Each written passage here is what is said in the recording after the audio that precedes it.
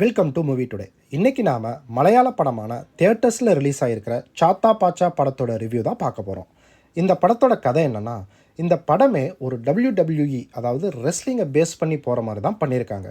அதன்படியே இந்த கதையில் ஒரு 3 பசங்க ரெஸ்லிங் மேலே பைத்தியமாக இருக்காங்க. பட் அதே நேரத்தில் இதை வச்சு நம்ம வாழ்க்கையில் ஏதாவது சாதிக்கணுன்றதுக்காக உள்ளூர்லேயே ஒரு ஃப்ரைடே ஃபைட் கிளப்னு ஆரம்பித்து ரெஸ்லிங்கை கொஞ்சம் கொஞ்சமாக டெவலப் பண்ண ஆரம்பிக்கிறாங்க. அதுக்கு ஏற்ற மாதிரியே அந்த கிளப்பு ரொம்பவே ஃபேமஸ் ஆகுது. இதுக்கடுத்து நடக்கக்கூடிய சுவாரஸ்யமான சம்பவம் தான் மீதி கதையே.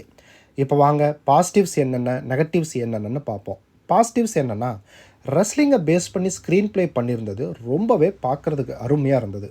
அது மட்டும் இல்லாமல் ரியல் ரெஸ்லிங்கோட மூமெண்ட் எப்படியெல்லாம் இருக்குன்றதை வச்சதாகட்டும், ஒவ்வொரு ரெஸ்லருக்கும் ஒரு இண்டிவிஜுவல் ஸ்டைலை காமிச்சதாகட்டும்னு சொல்லி இந்த படத்தோட ஸ்டண்ட் கொரியோகிராஃபி ரொம்பவே பார்க்க அட்டகாசமாக இருந்துச்சுன்னு தான் சொல்லணும். வில்லன் ரோலை இவங்க எழுதியிருந்தது ரொம்பவே சூப்பராக இருந்தது. ஏன்னா அந்த வில்லன் ரோல் படம் ஸ்டார்டிங்லலாம் ஒரு மாதிரியும், கிளைமேக்ஸில் நம்மளே எதிர்பார்க்காத மாதிரி ஒரு டிரான்ஸ்ஃபார்ம் கொடுத்ததும் சும்மா பார்க்குறதுக்கு அருமையாக இருந்தது. அடுத்து கிளைமேக்ஸில் ஒரு கேமியோ சீன் வச்சுருப்பாங்க பாருங்கள். கேமியோன்னா அதாங்க கேமியோ ரோல் அப்படின்ற மாதிரி இருந்தது. அதில் வர ஆர்டிஸ்ட்டும் சும்மா பக்காவாக பண்ணியிருந்தார். பர்ஃபார்மன்ஸை பொறுத்த வரைக்கும் அந்த 3 பசங்க கேரக்டர்ஸில் நடித்த ஆர்டிஸ்ட் எல்லாருமே உடல் ரீதியாகவும் சரி, பர்ஃபார்மன்ஸ்லேயும் சரி ரொம்பவே மெனக்கெட்டு பண்ணியிருந்தது இந்த கதைக்கு ஒரு கூடுதல் பலம்னு தான் சொல்லுவேன். ஒரு தருணத்தில் ஒரு குட்டி பொண்ணு ஒன்று வருவாங்க. அவங்களோட பர்ஃபார்மன்ஸுமே சும்மா தரமாக இருந்ததுன்னு தான் சொல்லணும்.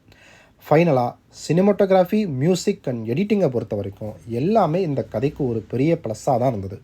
இப்போ வாங்க நெகட்டிவ்ஸ் என்னென்னு பார்ப்போம். செகண்ட் ஹாஃபை கம்பேர் பண்ணும்போது ஃபஸ்ட் ஹாஃபை ரொம்பவே ஸ்லோவாக போன மாதிரி தான் இருந்தது.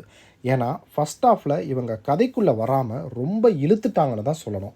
அடுத்ததாக நான் கதையில் சொன்ன மாதிரி இவங்க ரெஸ்லிங்கை பேஸ் பண்ணி கதை பண்ணதுனால இது எல்லாருக்கும் செட் ஆகுமான்னு தெரியல.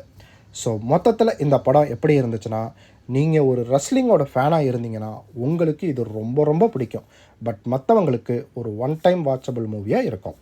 இந்த படத்துக்கு நான் கொடுக்குற ரேட்டிங் 5க்கு 3.5 கொடுப்பேன்.